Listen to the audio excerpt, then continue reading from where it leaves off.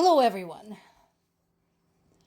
One of the headlines reported by multiple sources is talking about an attempted assassination of a prominent Russian general. So this was not anywhere in Ukraine. This was once again in the middle of Moscow. So far, we haven't heard from anyone from Ukraine. And usually in such cases, we would not. But let us not forget, this is not the first such attempt. Some of them have been successful at eliminating these top generals. Some have not. But the signal is pretty clear. If you are a top Russian general, you might have a seriously foreshortened life expectancy. Also, what we do know is that there is a very well organized, powerful, logistically sophisticated underground movement, the group Atesh, operating in Russia that had carried out several very badass operations over the last many months without connection to Ukrainian intelligence. So there is that. Now, the guy is alive. They took him to a hospital. Not sure what state he's in. But again, more than anything, it is a message. Psychological warfare. That, you know what? You're going to have people who are in charge of murdering Ukrainian civilians. They could be standing in the middle of Moscow, and it's not going to matter. They're not safe. There are many questions being asked. What exactly is happening with Starlink? Okay, so there is a very good long article explaining that, answering a lot of those questions. This is on Kyiv Independent website. So if you Google Kyiv Independent Starlink, you will get this article. Okay, so first of all, just like anything else, please remember, there is nothing that suddenly fixes the war. There is no one thing. There is no panacea. Okay? And this is no exception. Does it change things? Yes. Is it bad for the Russian military? Also yes. Is it gonna suddenly fix everything? No. So, what is going on? So we've had Russian military illegally accessing Starlink satellite internet across the front line. At around 3 a.m. Ukraine time yesterday, Elon Musk retweeted a new guide from Ukraine's Digital Transformation Ministry for registering a Starlink terminal within Ukraine.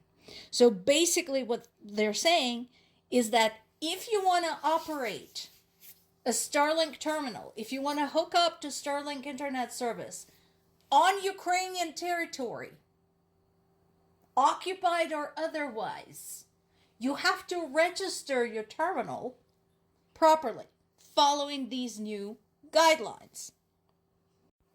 Now, what it means is that Russian troops in the occupied Ukrainian territory had their terminals disconnected because they were on Ukrainian territory, but obviously their terminals were not properly registered with Ukrainian digital management services for obvious reasons.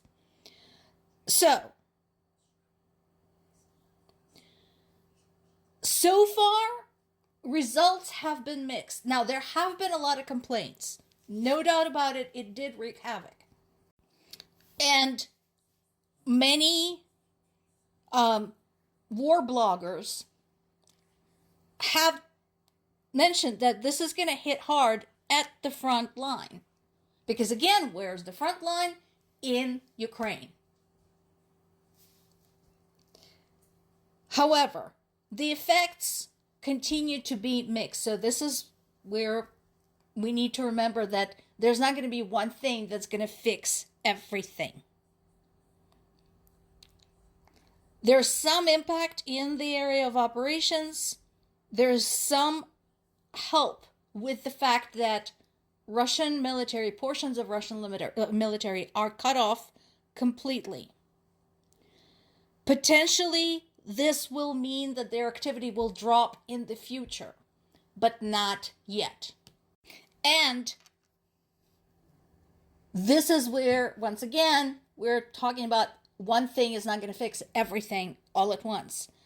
Ukrainian commanders are already cautioning that Russian assaults have not abated because of the change in connectivity. The assaults have not stopped. They slowed down, which is a tremendously helpful thing, but they have not stopped. So it's a change. It is a change that is somewhat beneficial to Ukrainian military. To what extent remains to be seen. Then again, it's early days. Remember, this has been going on only since 3 o'clock in the morning, February 5th. So, probably more to come on this subject. Now, there has been some progress for the Ukrainian side in Dobropilya. So if the name sounds familiar, Dobropilya is one of the areas in the Donetsk region that has been kind of very back and forth. And so recently there has been a video from Azov International showing what they call the clearing operation, basically pushing the Russian military out of there. The international battalion captured 18 Russian soldiers in less than 24 hours. So this was a very successful operation for them. And again, that's got to sting because it's another one that Russians have been trying to hold on to for a long time, and they just can't. This particular village was initially under Russian control back in August.